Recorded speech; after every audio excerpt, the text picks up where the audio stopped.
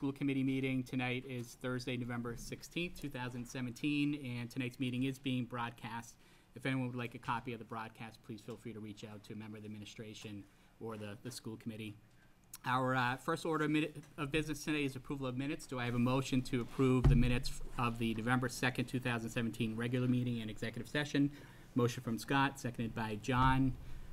All those in favor? It's unanimous.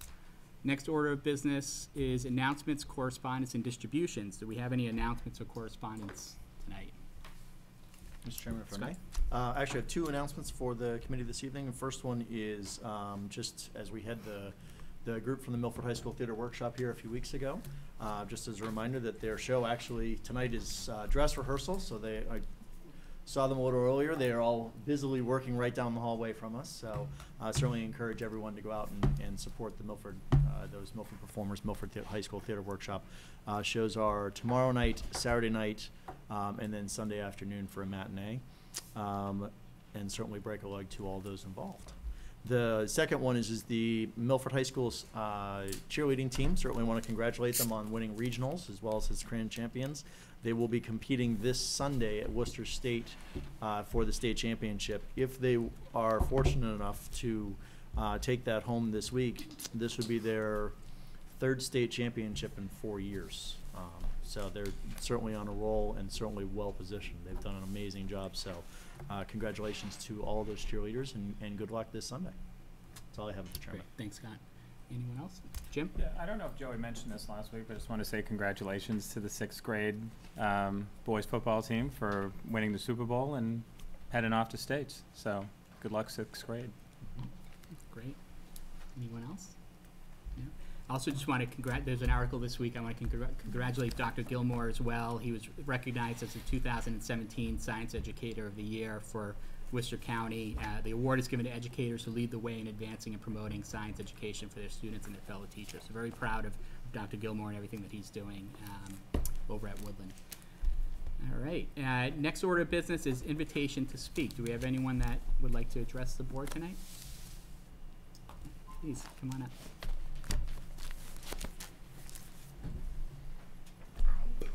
Hi, how are you? Good. So I'm back again. Yeah. Hi, everyone. Debbie Sperry, and I'm here to talk about the religious policy. And I'll tell you a little bit about myself, and then I'll tell you my thoughts. So lived in Milford for 15 years or so, and I'm Jewish, and I teach in the Needham Public Schools. I've been there for over 20 years. So I spoke last time in regards to the religion policy, and I want to speak again regarding the changes. So in my daughter's classroom a few years ago, there was an elf on the shelf, and she felt really uncomfortable. The elf was moving around daily, and first was used to discuss Christmas, but then it remained as a behavioral tool. I spoke to the teacher and the principal, and it was not removed from the classroom. And it continued to show up in different places in the classroom, and even ended up in the cafeteria. There was no policy in place at that time. I'm afraid to leave things to the judgment of the principals. There needs to be a policy in place so that everyone can abide by them. When I went to administration to talk about the elf on the shelf and how uncomfortable my daughter was feeling, I walked into a room full of a huge Christmas tree, decorated with lights. Every staff member in the office had a stocking, and I knew exactly how my daughter felt. She felt uncomfortable, and I clearly felt uncomfortable. So I talked with the administration, and again, it was not removed, and that was the beginning of this policy creation. So this is a public school system where every child should feel comfortable. When you feel comfortable and safe, you learn best. The PBIS program that's used in Milford talks about being respectful. And I think when you are being inclusive, that's a great example of being respectful. So let me just tell you a little bit about my school. We do not have decorations on the walls for the holidays in December. We do not celebrate Halloween with a parade. But we did something very cool this year for the first time. We had a Fun Spirit Day. Everyone was included. We started out with a great all-school assembly and ended the day with a great all school assembly, all outside. Parents were invited. The kids were singing and dancing, and we had activities all day. And that was a time when everyone had fun, everyone was included, and everyone participated. And the kids said that it was the best day ever. So you can still have fun even if it's not celebrating the holidays. So every good teacher, like myself and many of the ones in Milford, are mindful of their students. And everything that is hung up and displayed in the classroom has an intent, and it has a purpose, and that purpose is to teach. There won't be enough space to hang decorations. If you're using Lucy Calkins, which I know Milford does, you have all these charts hanging up, you have your kids' work hanging up, there really is no space. December is a time when we need to have clear expectations and rules. It is a time of year when kids are overly excited and teachers work hard to keep their students focused. There's no need or room for added decorations, and it can just be a distraction. And of course, some students might still feel uncomfortable and isolated, and that's how my daughter felt. And I just wanted to say thank you for listening. Thank you, Deb. Thank you. Thank you. Any other? Please.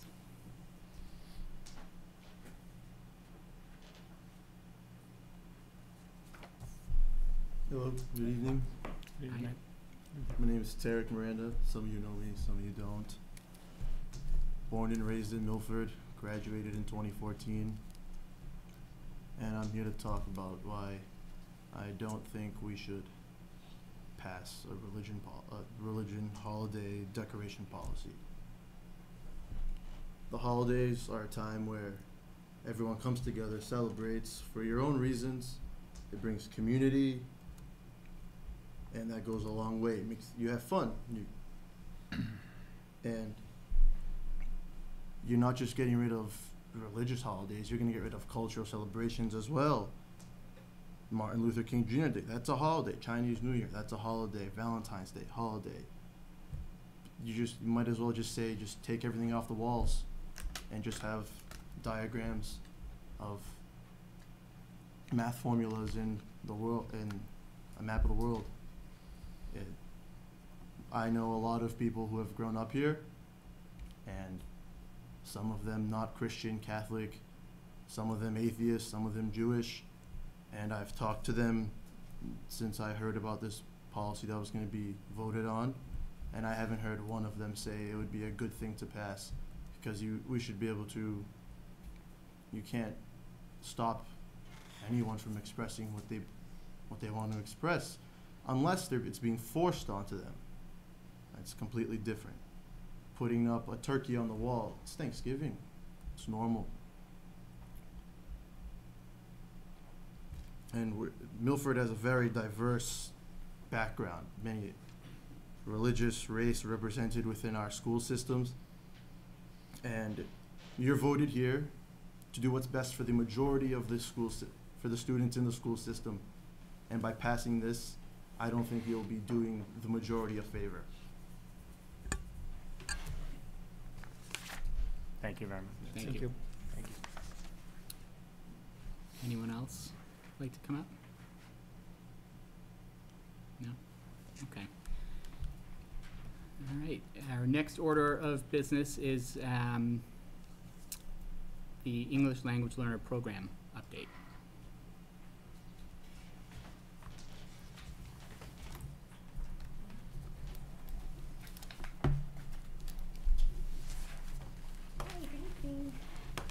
Hi. Hi, thanks for having me here today. As I come here yearly to discuss very similar agenda every year, and today I'll be discussing what our EL and former English learner demographics for this school year 17-18 are. I'm going to give you what I haven't done in the past, look at our Access for ELLs 2.0, which is our state English language proficiency assessment, and how we're making growth in the area of our students' English language proficiency. Look at our projected EL population for next school year, 18-19, and some news about yesterday, the new LOOK bill, the Language Opportunity for our kids, bill that was passed by the Senate and House, and is at our governor's desk. An overview of all of the data implications and some highlights from the EL department. And then I'd like to ask that once I'm finished with my entire presentation, that's when I will take some questions. So just so that as I'm speaking that we're clear on the difference between the definitions that I'll be using, an English learner is a student who currently receives English language development instruction by a licensed ESL teacher. A student who's an English learner has not demonstrated proficiency on our state assessment access for ELLs. A former English learner, a FEL, is a student who at one point in their educational career did receive English language development services but has passed the access for ELLs and shows proficiency equivalent to their age level peer. And then we also have the term from the state, FLNE, first language not English, and that's the language a student was first exposed to at the home, not being English. But first language not English is not synonymous with someone being an English learner. So last year, we were looking at 487 students moving to 575, and from last year to this point, we now have 656 English learners. That's a growth of 81 students in our district this year. So when that looks like percentages, we moved from a 13.73% of our K-12 population to 15.88%. Now, how do we get these numbers? When you go onto our X2 and we're looking at all of our students in our student information system, we have 4,346. But once we remove our students from pre-K, and we're just looking at the students K-12, we have 4,132 students. 656 of those students are English learners, which makes our 15.88%. However, one of the pieces that's part of our statistics and is also reported in SIMS are students who are out of district or in referral process. When we actually look at the students who are in front of us every day in seats, we're looking at 16.14% of our population are English learners. So down at the bottom, I put a little a graph, and also you have these handouts in front of you as well. I provided you the slides in case you want to take notes. We didn't see any growth at Brookside and Memorial this year. It's actually steady, 0% growth, but we are seeing that growth grow. And we've talked about that in the past couple years when I've presented that our population is starting to move up in the school district. So we have a growth of 4.3% at Woodland, 3.5% at Stacy, and 1.61% at Milford High School. We've had a total of a 2.34% increase this year. Last year, I predicted 2.59%, so I'm pretty proud of myself. So this year, I also gave you a chart of, as I do every year, of a breakdown by grade level. So you can see, I think the reason why we didn't hit the percentage that I had projected is because our incoming kindergarten class is lower than the past 2 years. I don't know if that has to do with birth rate or whatever, or what we'll see next year, but kindergarten is always difficult because it's an unknown. It's an unknown prediction, whereas we can better predict all of our other grades because we can see who's moving up and roughly how many newcomers we get each year to have a better ballpark projection. One piece I really want to talk about this evening is we're not just looking at our English learner students, which is 15.88%, but also looking at our students who were required under the ESSA to monitor for 4 years, which is an additional 276 students. Our EL teachers are responsible for touching base back with their SEI classroom teachers and making sure that the students that have been reclassified are still making progress within their classroom. So there's an added amount of paperwork and check and connects that come along with the students who have exited. So we're really looking at 22.5% of our population being under the supervision of the English language learner department.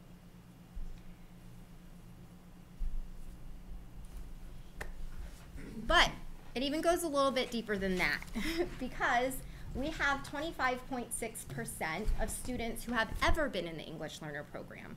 So yes, we only monitor them for 4 years, but a former English learner is always a former English learner. It's just by state that we don't have them in our accountability field of English learners after 4 years of being reclassified.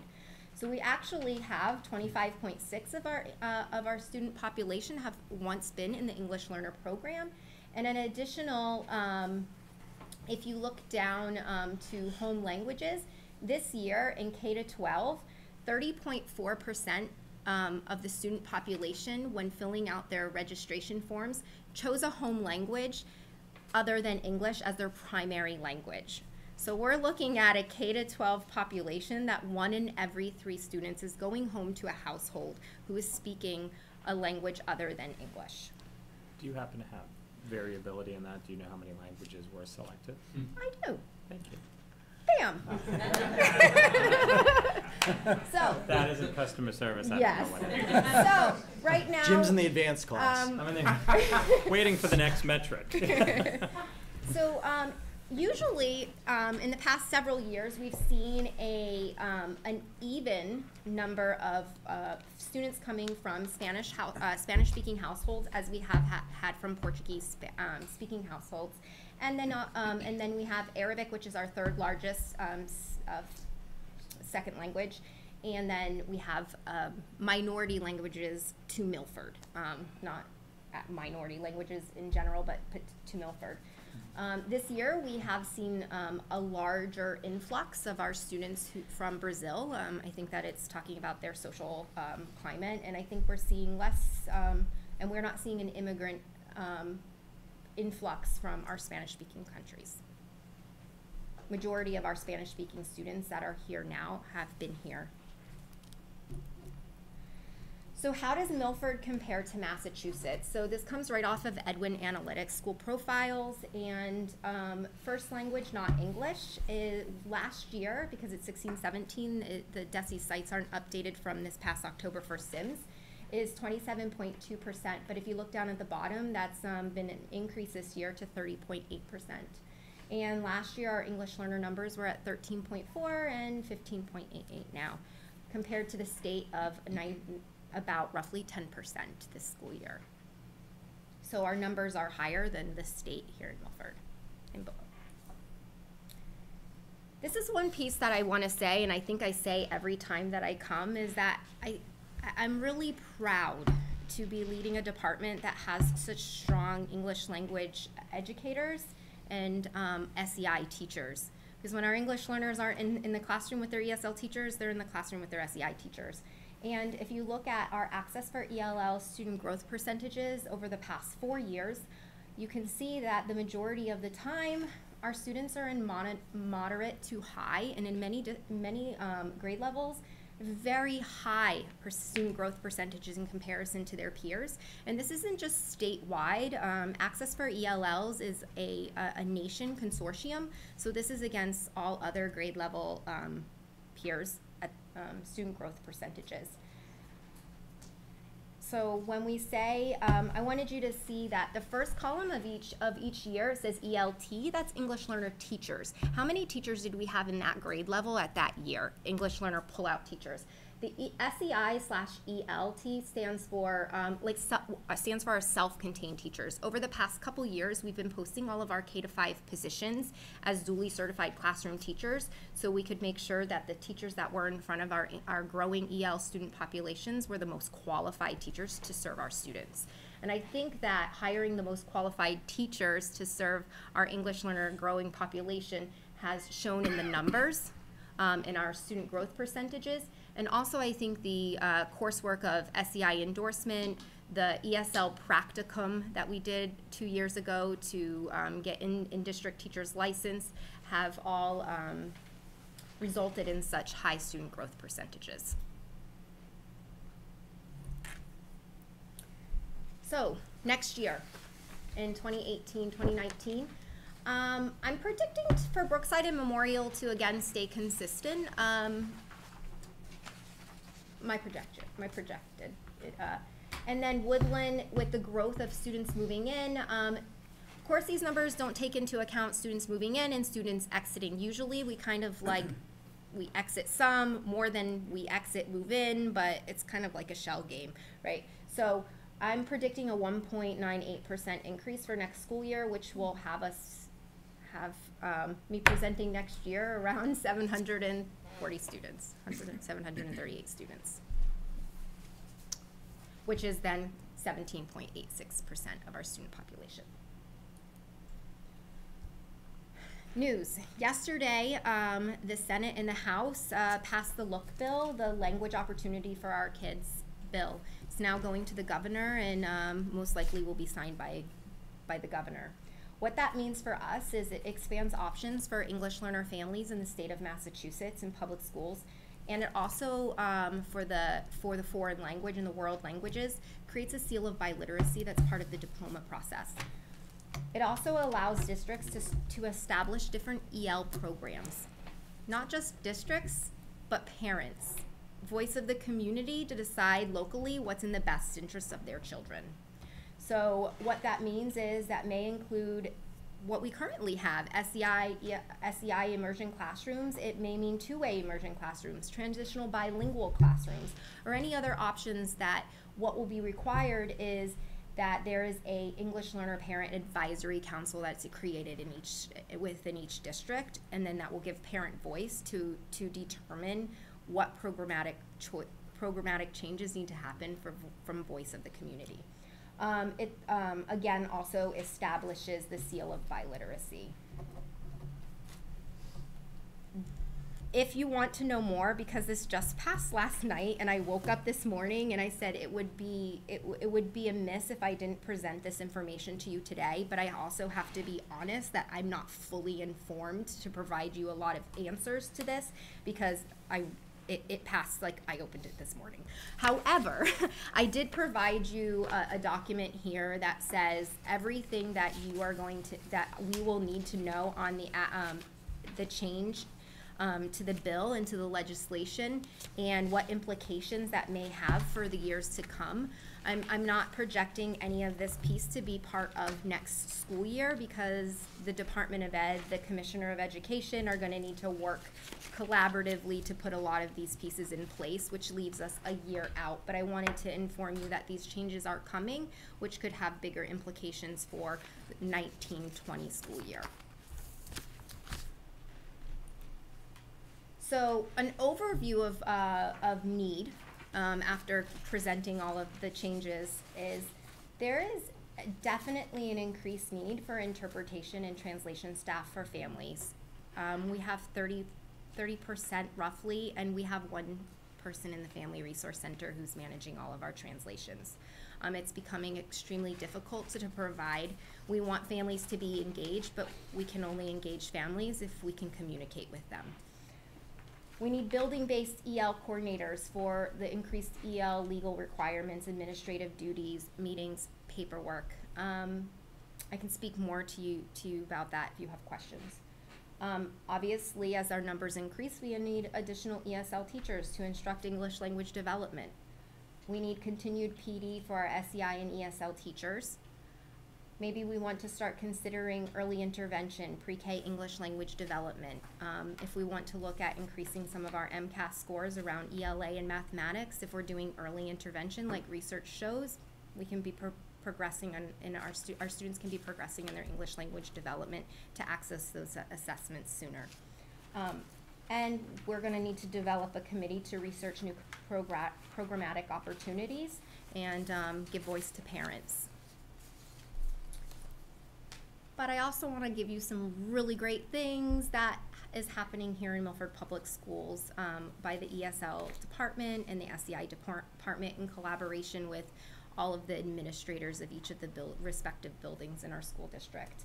I'm really happy to announce that last spring I worked in collaboration with 2 other districts in Framingham State University to write a national grant, and we were awarded the national grant with Framingham State to provide 16 teachers and districts with a free master's in ESL.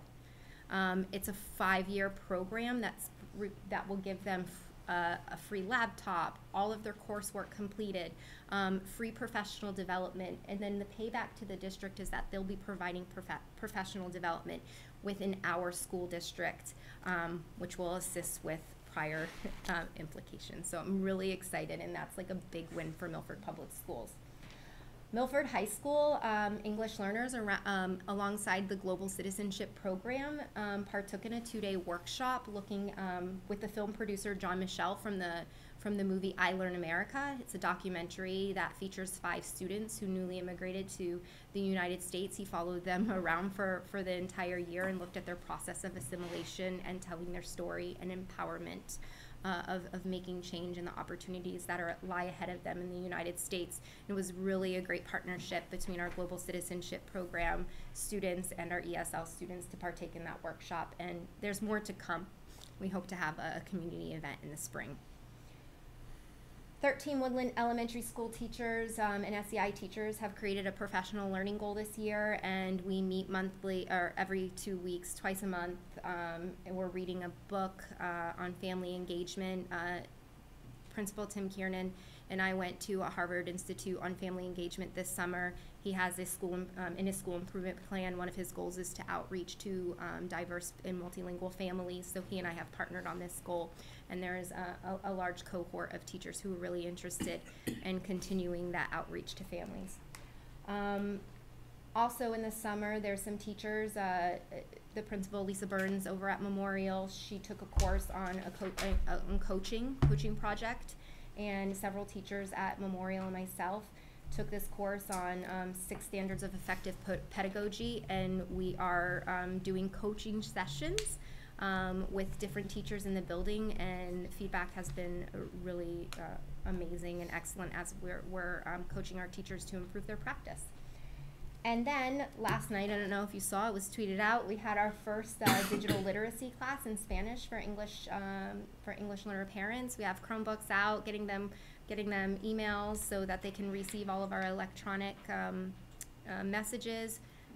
The next class is on getting them on Twitter and following all our handles, and so there's lots of great things happening in our district, and these are only 5 things of many. So thank you for listening. So I want to leave it open to you guys for questions. Any questions for Jen? Mr. Chairman, comment? Sure. So thank you as always. Yeah, you're welcome. Appreciate it. A couple of things I just, with seeing the changes, I know we had a law change, and the years are starting to blur a little, as I'm sure they are for you. There was a change in the law a couple of years ago, which basically shortened the timeline that a student would be receiving either monitoring and or some level of ELL services. I think it was just the monitoring piece. It was then adjusted back and it added on, I think, a year onto that. Right? So there was a change that basically made it that students would remain in the monitoring component of ELL for, I think it was 1 extra year beyond what it had been in the past. Previously, it was 2 years that students would be monitored. Under ESSA, it moved to 4. Okay, so that by 2 years. When you calculate in the growth, do you feel that might have been a factor in some of the extended growth, or did we actually have greater enrollment as well? In the access for ELLs? Yeah. So that growth is In classroom support? does not include former English learners. Got it. Okay. It's only English learners. Okay. Yeah. That was one piece. So thank you. You're welcome. And then I'm glad to see the department highlights with, a lot of certainly development. Couple questions there. One, do you have 16 teachers that are going to take advantage of the free masters? I have Probably more than that. So yes, hopefully I have a lot more actually. I'm sure you have a lot more than that. I've had 32 teachers email me directly and tell me that they are interested and that they look forward to applying. The deadline is November 30th. So so far I've received 2 completed applicants. Because we have more than 16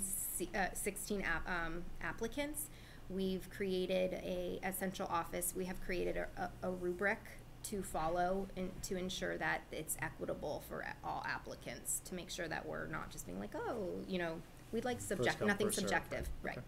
All right. And then I think just going forward, one of the things that I would like to see is just as we go through with this, I think it's great to see the professional development component and the services and the support that's being provided in the teacher stats and everything else. And certainly there's been a very significant investment in English language learning over the last couple of years, both from a staff and resources perspective, but certainly from a budget perspective.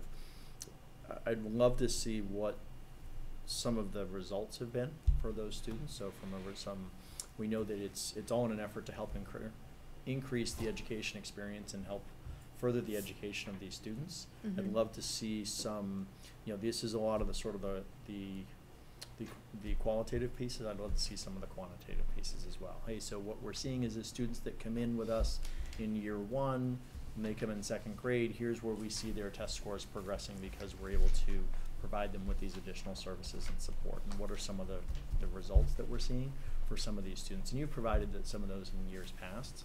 I'd love to continue to see some of that growth and see what the growth has been for some of these students as they've come through the program.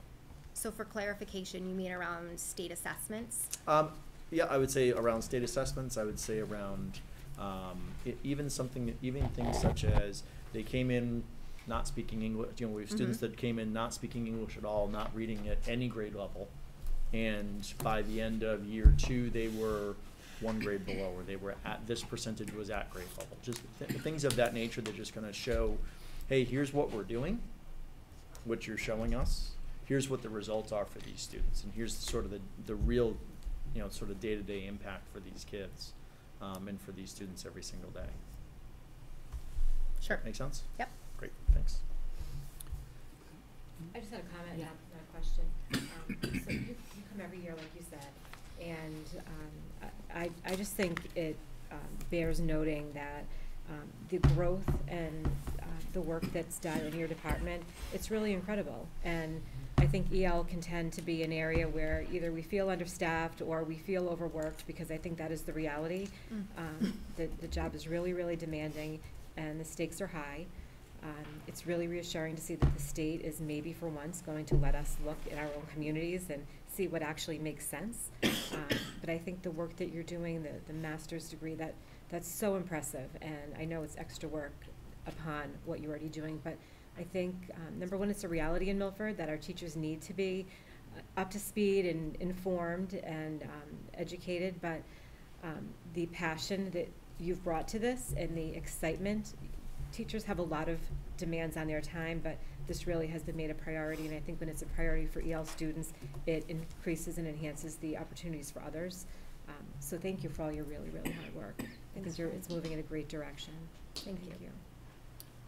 Just to add to that, obviously we're very fortunate to have you in this role, and I know that the program you've established here is becoming a model for the rest of the state, so we really appreciate all the work that you're doing and that your staff is doing. It's certainly recognized, and it's clearly getting results.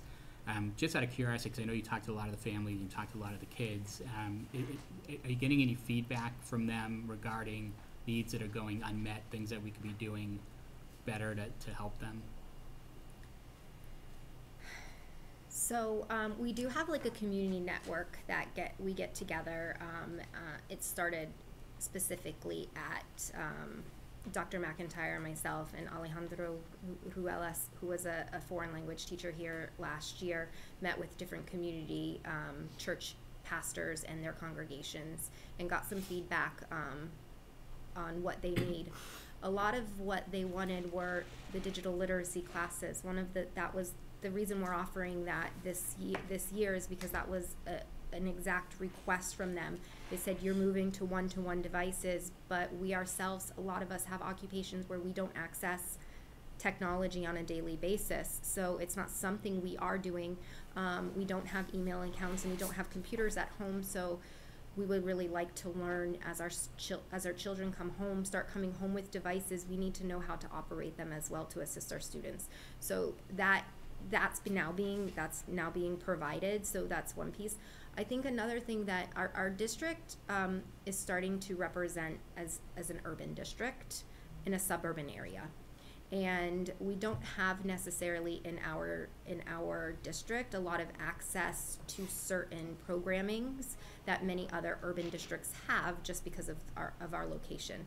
So one of the other pieces that is being requested a lot are ESL classes, evening class, but what happens is they also want them provided by someone who also speaks Spanish. So they can say, I don't understand this, can you teach me this, right? So I think it's difficult to find the capacity to find an ESL teacher who's already working 40 hours, plus a week, to also then teach evenings. And can it be sustainable on multiple days? So that English language development can actually happen. Because if you show up one day a week to a class trying to learn a language, we've all probably done that at one point in our life. It's not very successful. So they need something so that's another request. We really want to learn English, but their resources aren't here, in the community. So ESL classes, computer literacy classes were the biggest requests at this point. And I think a lot of them want to know, how do I help my child at home? So, and I think that we're moving in the right direction in our district for building. I'm really passionate about making sure that we're building in the PLC around family engagement. We're having conversations, not just not involving parents. You want to have those pieces that fit to the social and emotional of the community. Woodland put on an amazing potluck for our EL families, and it was extremely well attended, and so many people happy to be part of it, and the school was so welcoming. But we also want events that build capacity for our parents to teach our parents to teach their children, right? So we need to be looking at as a district on how are we building capacity in our parents to be teachers in the home. Yeah, in terms of additional programming, are you finding that the majority of these students are aspiring to go on to the next level and go on to college, or are they aspiring to be gainfully employed and learn a trade? So are we doing them a disservice by not providing additional programming? Or I look at BBT as an example, right? There's a track that they could potentially get on, but unfortunately their admissions aren't reflective of the demographics in our community. So I think that's a conversation that we probably should be having with Blackstone Valley Tech to say, these are our demographics, and these students need some additional training or resources, or they need to learn a trade because they don't aspire to go to college. They want to become a plumber, an electrician, or something along those lines. So can we change or adjust admissions process so that they accept more of these students and provide them with that avenue? That would be amazing. I think any child, no matter what their background, if they're an English learner or if they're a native English speaker, they excel to the frame of expectation. So when you speak to moving directly from the school into the workforce, are we preparing? I think we're preparing our students to enter the workforce. I think many of our English learners who immigrate at the high school level have a frame of expectation that that's what they're going to do because they're still so innately tied to their home country culture. And that's what they would be doing at their age and their culture. I think that it's a totally different expectation that we're talking about with I think we're at 92% of our EL student population are US citizens. So moving up, they're hearing the same expectation from their kindergarten teacher all the way through high school that you will go to college like every other student goes to college. So I really think that it's intergenerational, what the expectation is on the student. And can I just jump in? One of our former EL students actually went to Harvard last year too, right. kind of Yeah. to say kind of the range of expectations. Mm-hmm. Yeah, and obviously, we want them to aspire to go on to college, but there are some that may not want to do that, right? They may want to learn a trade and do something different. And we need to show students that choice is just as valuable. Right. Yes. Any other questions or? Can I throw just one more quick thing Yeah. out? And I love to toot Jen's horn or speak up, but I really believe we have the best EL director in the state. She's on the Matt Hall board. the DESE comes and gets her advice on things, related to, English learning. And she's I think a resource that, I tremendously value, and I think she brings tremendous value to the entire school community and the broader community. And I think, I just want to say that I appreciate, that you're sitting in that chair right there. Thank And you. that you're sitting in the office next to me, so anytime I have a question, I can come up to the door and ask it. And you don't at least act annoyed. Yeah. Thank you. Just thank you for everything that you're doing, and look forward to just continued growth and success. I think it's important. It's, I think you hit the nail right on the head, which it's how do we help all of our students, and I think that full integration piece is huge. So I think it's fantastic. I'm really excited about the 16 master's degrees that we're going to be able to pay for our teachers, which is fantastic. Yeah. No. So nice job. Thank you. Thank you. Thank you. Thanks, Jen. All right, next agenda item is a technology department update. Mr. Joseph? Well, that's a tough act to follow, but I'm going to give it a go. So, I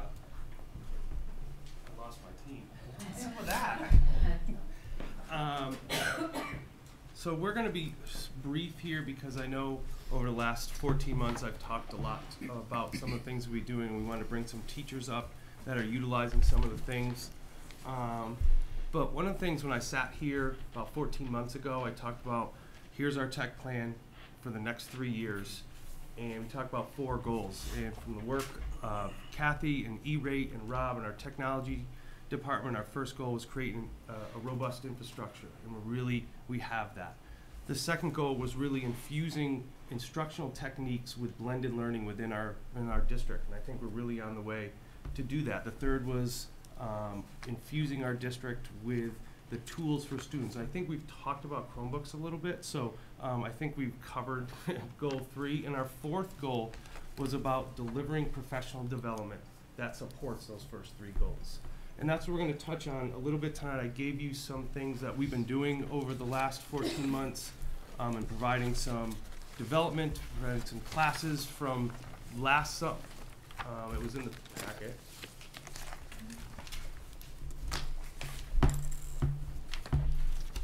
It's in our packet though. It's on our. Oh, it's in. Okay. We got it. PDF. That good old technology right there.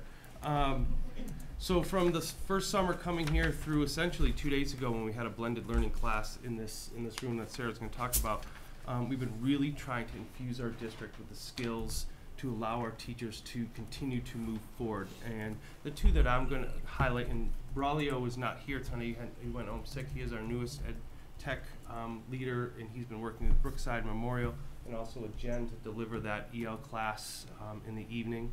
But 2 of that I would really want to talk about is last year we launched a Techapalooza. We had over 110 of our faculty come in on a Saturday to really have a big event to bring in our own teachers to come in tomorrow, or not even, well, will be tomorrow, but Friday and Saturday we're going to have a Google Summit here. So we've been really trying to provide both large-scale events and also some day-to-day classroom events and some of the different classes that Steve and Sarah are going to talk about. And beyond us just telling you about it, we want to turn it over to the teachers who are using this and benefiting from it each and every day. So, Steve, I know you were going to highlight a couple things, and Sarah too, before we turned it over. So I was going to talk just a little bit about the rollout of the Chromebooks at Stacy. Actually, prior to that, so 2 days before Stacy, we did about 300 Chromebooks to the freshman class up here at the high school, which went very smooth. We did about just under 1,988 to be exact on the 28th, and that went very smooth. Every kid got every student got a Chromebook with covers, and we had sort of an assembly line process, and everything went very, very well. The kids were very happy. Since the 28th of October, we've had an additional 20 new students come into Stacy, so we're up right around 1,000 there, and they're being used every day in the classroom.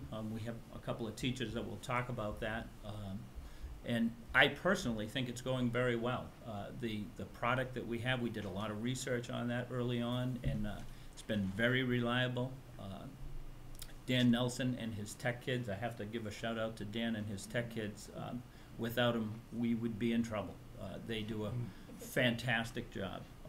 And do you want to talk about that Google Classroom that you have? 'Cause I think So, that's really impressive. A couple of years ago, I think I upset a couple of teachers. I took a class and I said, I'm not going to take your test. I don't need your class. I said, I don't need your credits. I said, I want to do something for the district. I said, from a professional development standpoint, we have a problem where getting teachers in early in the morning is difficult, after school is difficult. We've had a few lunch and learns where we get together at lunchtime and we put on a little show on whatever they want for a subject.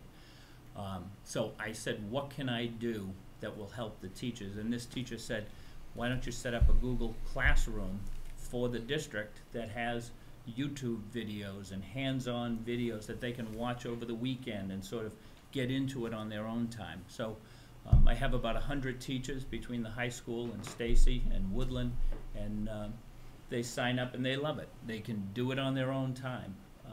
So I think it's very beneficial. I did get an A in the class in case anyone was interested. So yeah, they were fine after, but I told them, I said, I just don't want to waste my time. So I think it's very beneficial, and I got a lot of feedback from a lot of teachers that love it. And it's definitely beneficial. I think one of the things that Steve is doing is modeling what we're hoping for the teachers, putting on that content, having teachers access it on their own time, and being part of the learning. And we've said that from day one. And I know Sarah's going to talk about being part of learning and a couple things that we've been doing in our class, in our blended learning class, and something we're going to do in the next couple days, I think. So I actually am a student in Steve's class, and his videos are excellent. I use them when teachers come and they say, how do I do this? And I'm like, give me a second. And usually I Google it, but lately I've been going to Steve's classroom to find stuff. So what I'm going to talk about is we started a blended learning class, PD class for our teachers. It's going to be 10 sessions over the course of 3 months. It occurs right here in this room twice a month. I believe we have 17. We have 21, we have 17 21 teachers who are attending the class, who are taking part in the class for our PDPs. And our goal for this class is not to teach them how to use Google, how to check their email, how to start a doc. We're not doing that. We've done that ad nauseum over the course of this Google rollout we've done.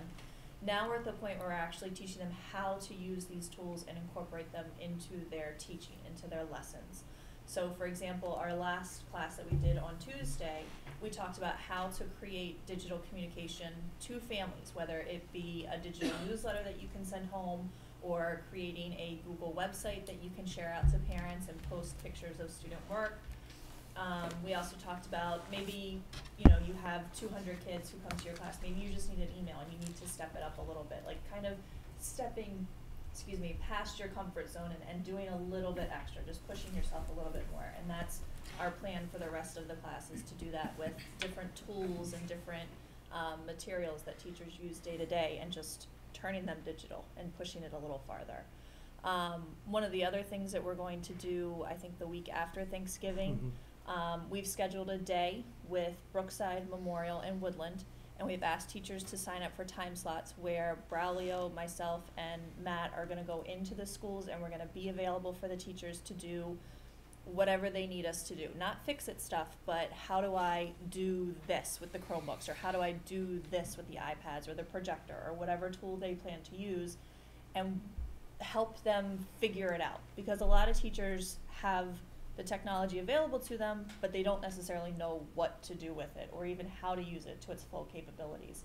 So we're going to be on hand all day in each of those buildings for teachers to come and find us or sign up for a time, and we will be at their disposal to both prepare the lesson and figure it out, and then also we can be there to help them implement it and actually do it with their children in the room. And I think those are two great to end on, because it really shows that we are a district on the move and doers. When we talk about the blended learning class, that was something that Kevin came to me and said, is this something we can get done?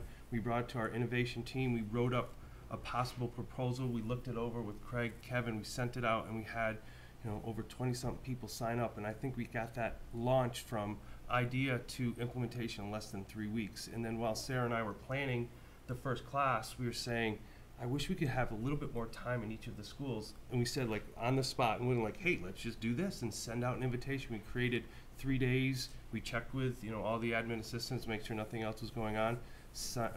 Created a sign up genius, sent it out and said, we're coming in and it's going to be a great day. And I think we're seeing a lot more of that, and teachers responding to that level of, you know, really pushing things through. Even the other day at our digital learning class, I met with a vendor of a fabulous product at 2:30 and said, hey, what are you doing today? And he goes, oh, nothing. I'm like, can you stay? And I'm going to purchase a license for every one of the teachers in the class, and can you show them how to use it?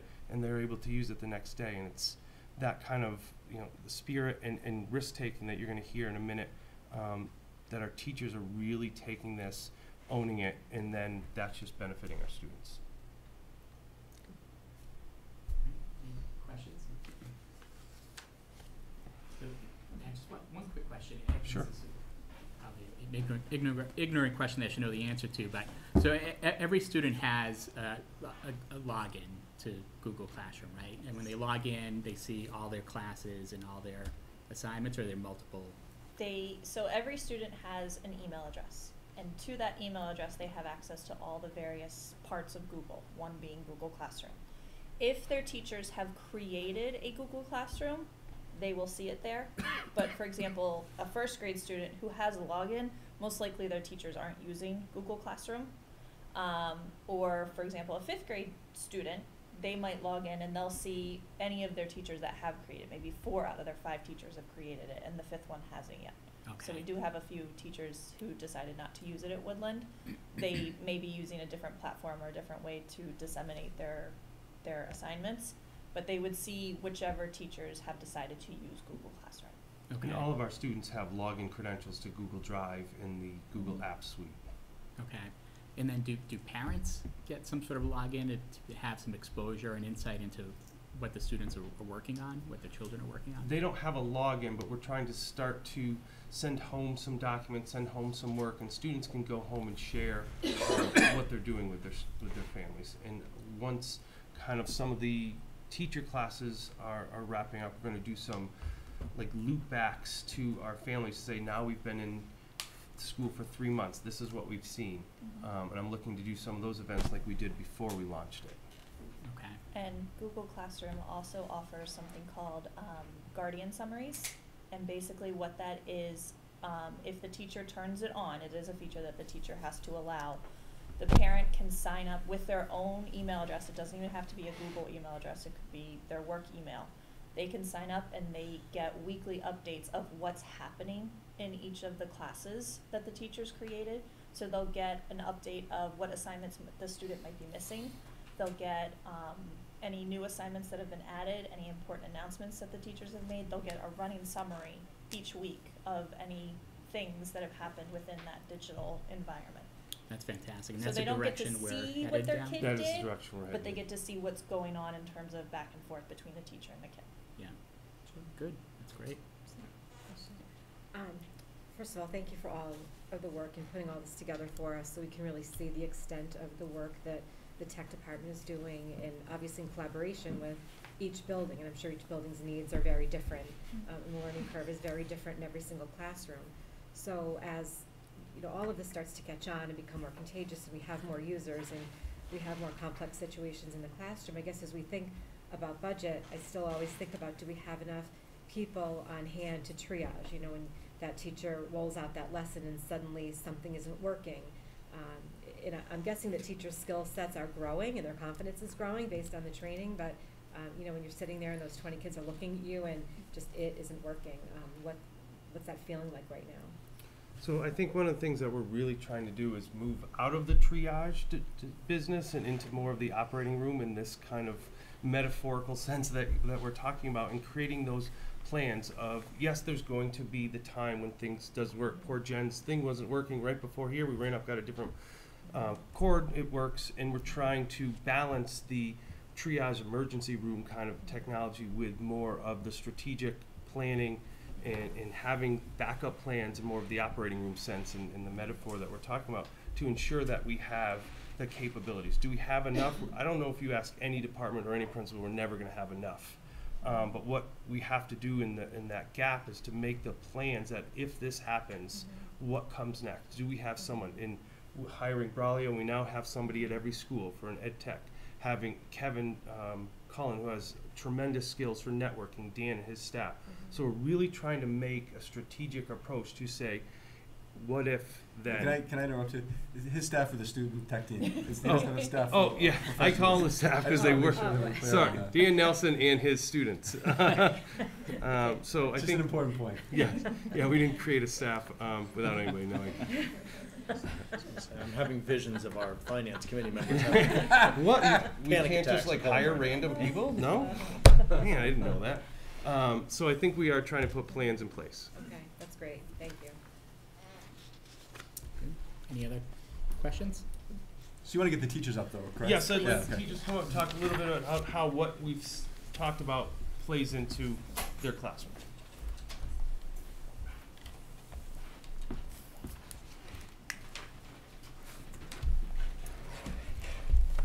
Hi, thanks for coming.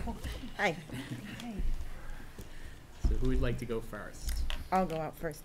I think a big Joanne, do piece. you want to introduce yourself? Just Oh, so- I'm For the Carla viewing Lynch. audience at home. Carla Lynch. I teach at Woodland. I'm in 5th grade teaching math, and we have been using the Chromebooks for 3 years because we got to pilot them back when we were in the old building. And we did the Techapalooza last year, and the advantage of that was that the teachers who had become very familiar with using the software and different applications were the ones to teach it. So they had already known the pitfalls. We've all been to those seminars where, oh, this is really cool. And then the next week we go to implement it and we don't know how to do it. So the advantage there was we were with our peers. The classes were all based on ability level. If you didn't know how to set up a Google Classroom, that's the class you went to.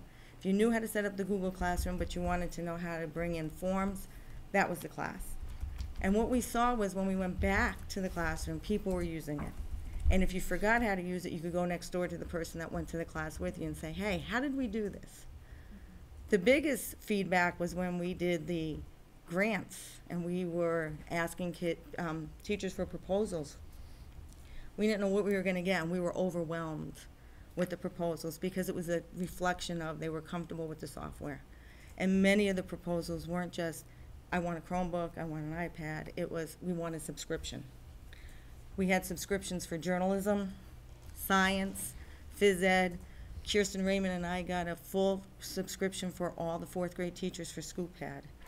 And now we're really a community that's using it. Back to some of your questions, what happens when technology goes down? Half the time the kids can tell us what we need to do to get it working. That's a great point. It's just like at home. It is. You know, they got their Chromebooks at Stacy, and I know the first thing they all did was change their backgrounds. Teachers are trying to figure out how to log in, and the kids are already in there changing the background. So the kids have really helped us. Sarah has been wonderful for helping us, and also the kids coming and helping us fix it when we do have something go black. The biggest advantage also is that as we start to use it more, we become more comfortable and we move out of our comfort zone. Great. Hi, I'm Christine Bemis. I teach 2nd grade at Brookside.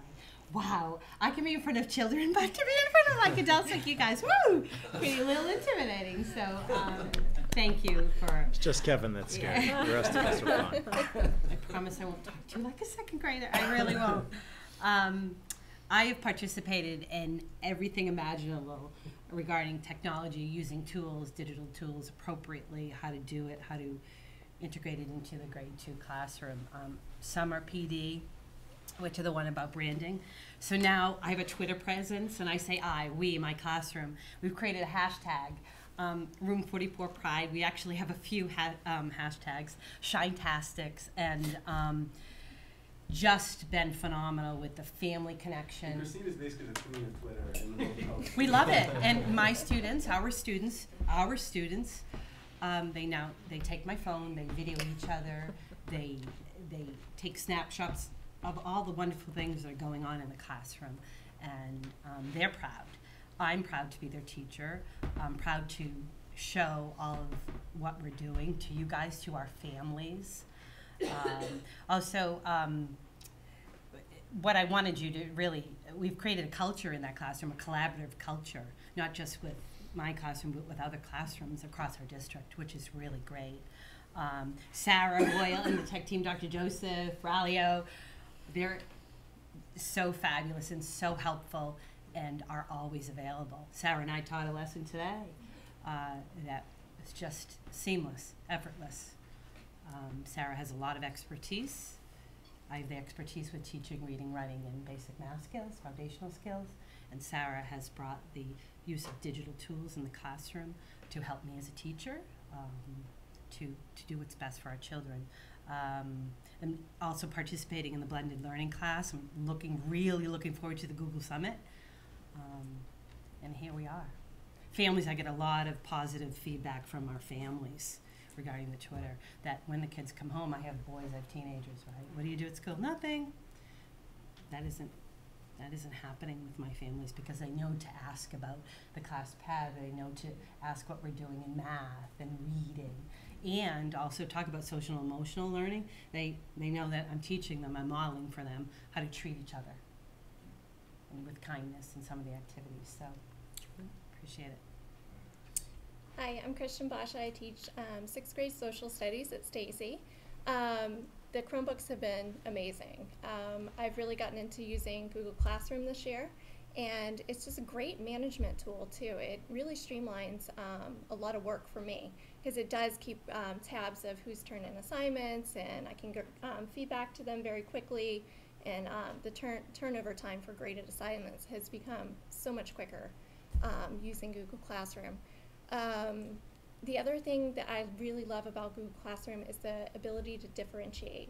I really feel like it's so much easier now to create assignments that I can, reach all different levels and provide content for those upper level children that need more challenging assignments, and get that out to them faster and create those more independent assignments that they can work on while others are maybe working on something else. So I think it's been great in that sense, that it does provide those students more opportunities for differentiation. So it's been great. Steve's been awesome. I see him frequently with, hey, can we help with this? And he's been great about that too. So I think the rollout at Stacy has been really seamless. It's been really good. So.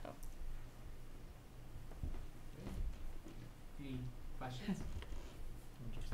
No, just thank you, ladies. I know that for some of you it's very comfortable up here, and we were having this conversation the other day. For many teachers, you'd much rather be in front of students than in front of us, and I don't blame you. No. So just thank you, ladies, for everything that you're doing and the great incorporation of the classrooms. I guess my one question I would have for each of you is what would you say is, so it's great where we are current status, right? So we're always looking for that continuous improvement. What would you say is kind of one thing that you'd like to see as sort of what's the next generation? What's the next level that you think we'd like to take it to? That's a tough question. We need some think time on that. Okay. Thank you. Good. See, I love it. That's great. I mean, we're also, I think, still amazed at what we. You guys evaluating me today? No, but I mean, that's, so here's what I would say, not to make you uncomfortable to put you on the spot, but that's really what for me as a committee member, we're getting ready to do our favorite time of year, which is the budget. So, and I know it's your favorite too, but these are the things that are really important to us. And to be honest with you, it's great to hear it from Kevin, but Kevin's not in the classroom every day. And it's great to hear it from Dr. Joseph, and it's great to hear it from Craig. But you're seeing this every day. You're with the students. You're with these kids every single day, day in and day out. So I as one committee member, and I don't want to speak for the rest of the group here, I would love, we're all in the Milford School email system. If you can send us an email, talk to some of your peers, talk to whoever, but any ideas that you have of what you think, what's that next step Continue with that the you'd professional like to see, development. Yeah. just shoot us an email, and it's not limited to tonight. Great. Just ongoing. That open line of communication from you guys is more than welcome. So thank you. Thank you. Thank you. Thank you very much. I know you're dying to get out of here. Oh my God. Her car started in 10 minutes. One thing I'd like to say is, these three of our teachers were great examples of, I think, the spirit of continuous learning, the openness to new things, and really the passion for like teaching their students. And so I want to thank you for all three of those things. And I love the fact that like I look at where we were, think about where we were 2 years ago. From an infrastructure perspective, from a device perspective, and from like think about Brookside 2 years ago in terms of just getting onto the internet. Amazing. And where you are now. And well, Woodland's a whole new school, so you can't even make that comparison. But Stacy too. Stacy, I mean, definitely. every kid has a Chromebook now, and if you walk through, they're using them for like really authentic, great learning activities across the board. So I just want to, thank the three of you. Also, thank Dr. Joseph, Steve, Sarah, and I know Braulio's not here, but they're just a fantastic. Like it just shows the collaboration that's happening between the technology department, the teachers across the district, and these are three great examples, and then how it impacts positively the students' experience in terms of learning, engagement, and a number of other areas. So thank you. Thank you. Thank you. Thank you, ladies.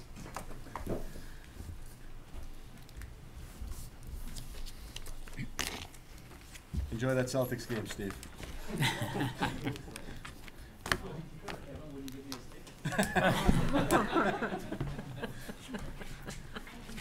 Thank you. Good night. All right. Next agenda item is the Milford Public Schools policy files. We have a second reading for a number of policies, and we're going to begin with the religious holiday observance and religious expression policy. So if I can jump in and make just a quick recommendation. I shared an updated version of the committee based on some of the feedback I've heard over the last few times. Can I steal this one, Joe? Yeah, Since we're both done it, thanks. Yeah. And there's really two recommendations to the policy. The first recommendation is, I think, something that we universally agreed on before but wasn't incorporated into the policy, and that is the freedom of expression, which is number 6, adding the term faculty and staff after students. It makes sense on a lot of different levels. Number one, because all faculty and staff are also, just like students, already protected by the Constitution of the United States. Why not reflect that in our policy? The second one is number 5, which is religious symbols. And I'm actually recommending to strike the language, 2 sentences which say holiday displays are not permitted in public, or holiday displays are permitted in public spaces such as hallways, cafeterias, or common space, as long as they have educational value, and then no such display may be visible from outside the school facility. So I'm recommending to strike that language as well out of the policy, and just focus on religious symbols and not decorations. So those are the only 2 recommendations I'm making. The additional document that I shared with you is a draft of the faculty guidance, which is not part of the policy. I want to be clear on that, not something we vote on tonight, but to incorporate the modest language that was presented in our last discussion into that document. So those are the recommendations I'm making for the so it's not really a second reading, it's actually a revision of the policy. Yeah. So could we, and I don't mean to put you on the spot here, Kevin, but I think there's been a lot of confusion around the policy, and I think the reason there's been a lot of confusion is because people haven't actually read the policy. Mm-hmm. So can you just take a minute and just read the policy so the people that are watching can hear it and understand what it's saying? Absolutely. I'm going to take a sip of my Polo. You're going to pull a Donald Trump? Exactly. All right. So the Milford, so I'm going to read it from the very beginning. The Milford Public Schools are committed to respecting cultural and religious diversity. The United States Constitution of the Commonwealth of Massachusetts and related court rulings clearly establish the concept of church and state separation and the preclusion of sectarian instruction in public schools. The Milford School Committee has issued this policy in an attempt to balance that commitment with its recognition that the observance of religious holidays is not the responsibility of the public schools. In schools, it is permissible to teach about religion in the context of history, literature, art, music, or other core subjects. Religious traditions, including holidays, provide an excellent opportunity for learning about different cultures and allow for fostering understanding and tolerance of diversity for our students who live in a pluralistic society. The tone and spirit of school activities must respect the many religious differences in the school population, neither promoting any particular religion nor inhibiting a child's right to his or her own religion. Students of all religious backgrounds or no religion should feel that the schools respect their beliefs. The above statement should not be interpreted to preclude the factual and objective teaching about religions, religious holidays, and religious differences. Such instruction will be permitted in the schools since insights in this area can enhance the mutual understanding needed by all the people in a pluralistic society. In order to help staff members abide by the spirit and letter of the law and to avoid compromising any student's religious freedoms, the following guidelines have been established. Guidelines. Number 1, excused absences. The Milford Public Schools will allow excused absences to celebrate religious holidays. These excused absences will not count towards the 7 days allowable per semester. Number 2, notification of absence. You are expected to notify your child's teacher or teachers that your child will miss class in order to observe a religious holiday by submitting the attached form. 3, homework assignments. A student's observance of a religious holiday may have an impact on the work that is due. The student is expected to complete work assigned around a religious holiday, including any tests or quizzes that were scheduled on days missed within 1 week of the missed days. Number 4, sports and extracurricular activities. Students shall not be penalized because they are unable to participate in a sporting event, practice, tryout, or any other extracurricular activity due to their observance of a religious holiday. Students who are absent due to a religious holiday observance will be permitted to participate in athletic competitions and practices even if they have not attended school on that day. 5, religious symbols. And I'm going to read the version that I'm proposing. As part of their teaching about religious holidays and the role religions play in history, literature, culture, and the arts, teachers may display religious symbols and displays associated with religious holidays as teaching aids or resources only during the period of instruction. No religious symbols, including those related to holidays, should be represented in classrooms unless these materials are directly related to curricular study about religion or culture. 6, freedom of expression. Students, faculty, and staff personal expression of religious beliefs, protected by the First Amendment, are appropriate and encouraged. In completing an assignment, a student may choose to include religious statements or symbols, and these works may be displayed in ways consistent with any other student-generated work. Homework, artwork, and written and oral assignments that express a student's religious beliefs should be judged by ordinary academic standards and relevance. In addition, despite everyone's best efforts, there may be times when a student or his or her parents feel the need for the student to be excused from a particular activity that is objectionable on the basis of religion or personal belief or practice. The district will excuse such student without causing embarrassment or penalty to the student. Number 7, music. Student music performances may contain pieces chosen for their musical content and representing a variety of religious and cultural traditions. Religious music may be part of but not dominate such concerts. Decisions about musical selections are curricular decisions to be made by the music department, subject to the approval of the building principal. Thank you. Thanks. All right. Any questions or comments on the proposed language? And just, thank you, Kevin, for taking it into consideration, and I think it's, it continues to be an adjustment as we go through, and I think it's with the second piece that we wouldn't be voting on, but with the direction letter, I think that really satisfies what a lot of teachers were looking for, as you gave to us and support and gave us information on last time, which is, I'm looking for clarity, I'm looking for direction. Tell me what I can do, tell me what I can't do. I want to make sure that I play by the rules. You just have to help me understand how those rules are going to be interpreted. I think this gives that level of clarity. It gives that level of oversight and direction. Thank you for the work that you put in on this. Thank you. Any other questions or comments? I'll just add, so I too am happy with the revised policy, and we've gone through so many iterations at this point that it's hard to keep track of which is which and which version stands for what belief. And I think that we've all learned and seen firsthand that when we start to talk about religion, there are many varying viewpoints, and people interpret things probably based on the way they were raised, and I think we all have deep-rooted thoughts and feelings.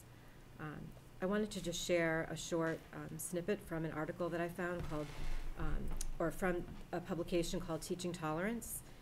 And it's a pretty well-known publication in schools. You probably get it here in your schools. Yep. Teaching Tolerance is an educational publication whose mission is to reduce prejudice, improve intergroup relations, and support equitable school experiences for our nation's children. In the June 14th edition, author Sarah Wick cautions schools to think carefully when decorating for the winter holidays. She writes, "The Supreme Court has held that the Christmas tree is a secular symbol of the holiday season. Therefore, the display of a Christmas tree in the school lobby temporarily does not violate the Establishment Clause. A Hanukkah menorah, which has also been determined to be a secular symbol and does not violate the Establishment Clause when displayed temporarily. Even so, public schools should exercise caution in choosing to put out these symbols. Despite the Supreme Court ruling, many students and families associate them with religions and religious holidays that not all members of the school community observe or celebrate. Their display could marginalize non-Christian and non-Jewish students and be counterproductive to the positive school climate that we work to establish." And with the work that you've done with the guiding document and with the communication that you plan to have with our teachers, I personally have struggled with this for the 2 years that we've been working on it as a Jewish member of our community, and I appreciate the perspective of the parent who also has been dealing with this from the stance of a minority in this community. So I feel like I'm ready to take a leap of faith based on the change in the policy language that I feel like people have a heightened awareness and a heightened sensitivity, and with the work of our social emotional committee and all of that, I'm hopeful and happy with the current iteration of the policy, and I would move to accept it in its present form. Mr. Chairman, I would second that. Okay, so we have a motion to accept the revised policy, a second. All in favor? It's unanimous. Thank you. Thanks for the work on this. Well done. All right. So the next policy is the sexual harassment policy. Yep. I'll go through that one real quick, Mr. Chairman, if you'd like. So the changes in the sexual harassment policy, this is the second reading. Really the only changes were the ones that were in the first page on the policy from the last reading to this reading was in the third paragraph down. We changed it from within 2 school days. The policy was then amended and changed to immediately acknowledge as soon as possible and respond. That's really the only change that's been made since the last reading. The overall changes to this policy that were made primarily were just to remove the term third parties, which really, quite frankly, were outside of our control, our span of control from a policy perspective, and the term at all times, because that would actually technically include at your own home, which the school has no jurisdiction over, certainly for third parties or for any others. So those are really the only 2 changes as a result from the last reading to this reading. Any questions from the committee? No, looks good. We have a Mr. Chairman, then with that, I'll like to motion that we accept the changes to the policy. a motion from Scott. Do I have a second? Second from John. All in favor? All right. And the non-discrimination. And the non-discrimination, again, same thing. The changes were minimal, that we actually did not need to make any changes from the last reading to today. It's the exact same policy as it was the last time. We did just make some adjustments, removing from the original policy that was proposed to this one, the removal of the Title 36 United States. It was really spelling out additional language that really, based on the advice of town council, was not necessarily needed. Spelling out and signifying one specific group, as opposed to, we felt we want to be far more encompassing and not call out any one specific organization, but actually be inclusive of all organizations with this. That's really the gist of what the changes are with this. There are no other changes, and none have been made from first reading to second. Okay. Do we have a motion to accept that policy? Motion from Jim, seconded by Jen. All in favor? It's our part of the program tonight. Thanks, Scott. All right, next agenda item is the report of the Assistant Superintendent for Business and Human Resources. And for the committee's approval this evening, 6 warrants. The first warrant is in the amount of $24,692.05. Do I have a motion? Motion from Scott, seconded by Joe. All in favor? The second warrant is in the amount of $183,441.77. Motion from John, seconded by Jim. All in favor? Third warrant is in the amount of $1,276.32. Motion from Joe, seconded by Jen. All in favor? The fourth warrant is in the amount of $7,440.84. Motion from Jen, seconded by Jim. All in favor? The fifth warrant is in the amount of $26,214.13. Motion from John, seconded by Scott. All in favor? The last warrant is in the amount of $135,431.45. Motion from Joe, seconded by Jim. All in favor? Along with the current budget update, there is a request based on the vote from our previous school committee meeting with a budget transfer request for $25,000 for the accreditation money to be transferred for the reasons that Craig has requested. Essentially two conferences,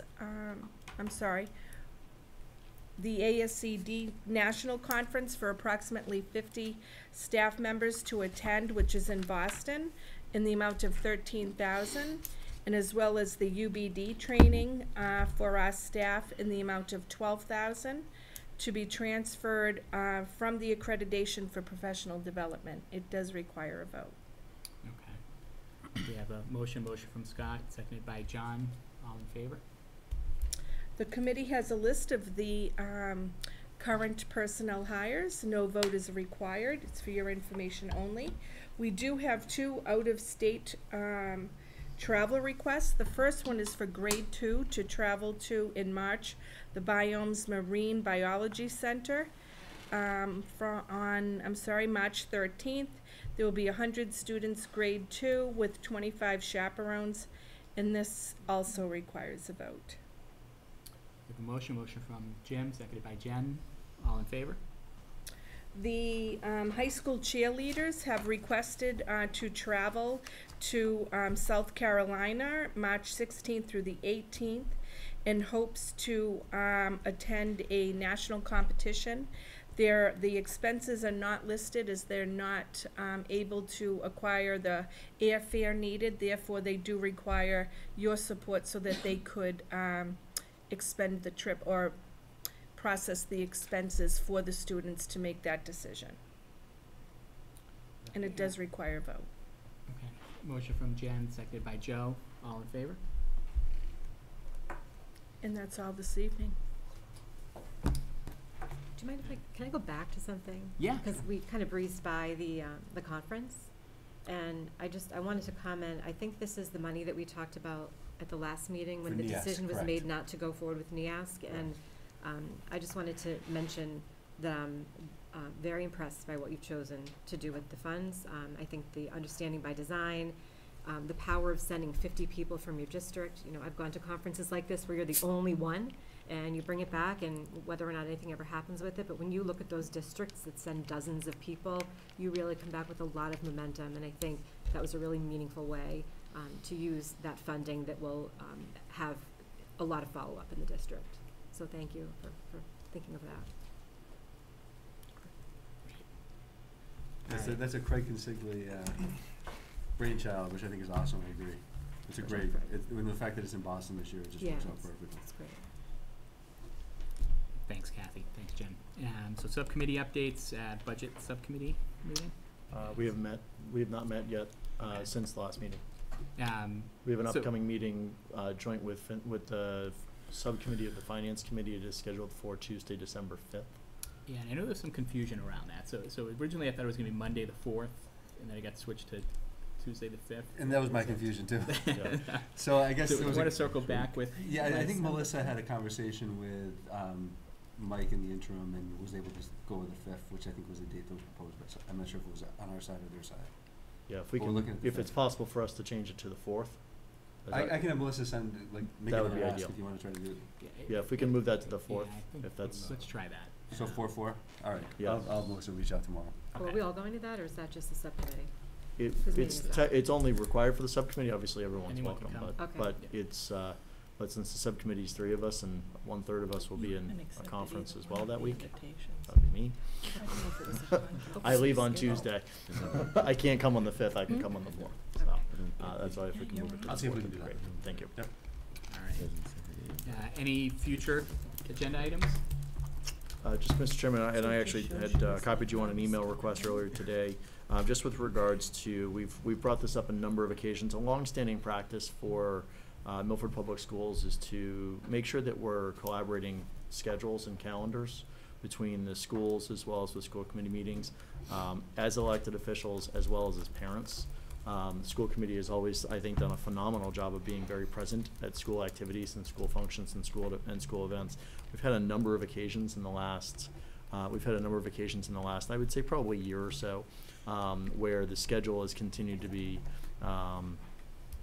where we've had school committee meetings scheduled at the same time and the principals are scheduling events at the same time, therefore forcing either no school committee members are able to attend and be present, and in some cases forcing all of us as members to choose between being a parent and being an elected official, neither of which I feel is appropriate, and that's just my own personal opinion.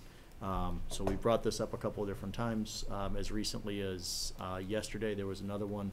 Stacy Middle School just scheduled their parent-teacher conferences for the night of our next school committee meeting. So it's continuing to go. So I would ask it as a future agenda item that we help, whether it's formalizing and giving and working together with Kevin to make sure that we are collaborating this. Our meeting schedule, as we all know, has been published a year in advance, and yet somehow this continues to be coming up as an issue. So hopefully we can help with collaboration on that and get that addressed. So if I can take just 2 seconds to just, we've taken 2 actions today. One, I shared an email with the principals and expressed to them that we don't want to have these conflicts. And 2, the other thing we're going to do is we all use Google Calendars, and we're going to put the school committees on the Google Calendars. So every principal will see them, and they would have to schedule, in the future, they'd have to schedule over the school committee meeting. There's some cases where it is unavoidable, but I'd say 95% of the time we should be able to avoid it. I know during, like, towards the end of the year where there's just every night there's something going on. Yeah, but that's also when we will then tend to change our meetings. Correct. And we can do that. Yep. We say, so every school's using Google Calendars now? Yeah. So if there are conflicts between schools, so they would identify that too, not just conflicts with school committee meetings? We can put out, we're trying to figure that out as best we can, and there's still conflicts with that, and there's still just a finite number of days. Yeah, there's always gonna be a conflict, right? But I think what we can do, like with the school committees, we can put it on everybody's calendar. I think it'd get too busy if we started putting everybody's events on everybody's calendars, but we're trying to figure out a way to have some kind of master calendar that people have access to that doesn't necessarily require 3 or 4 steps to kind of get there. Yeah. But the school committee thing's a no-brainer because it's like one thing that we can put on everybody's calendar. It's not going to be overwhelming for people. Yeah, and just long term, it'd be great to have one consolidated calendar, right? Because if Brookside's doing some fundraiser at Dairy Queen on a Friday night, you don't want Woodland be doing a fundraiser at Pepperoncini's on the same night, right? So it'd be and great. We've had those conflicts too. Right. Yeah. Not enough days in the week. Yeah. All right. Any other future agenda items? No. Okay. Any old business? Old business. All right. We have no executive session tonight, right? Correct. No executive session, so we have a motion to adjourn. Motion from Joe, seconded by Jim. All in favor? Thank you, everybody.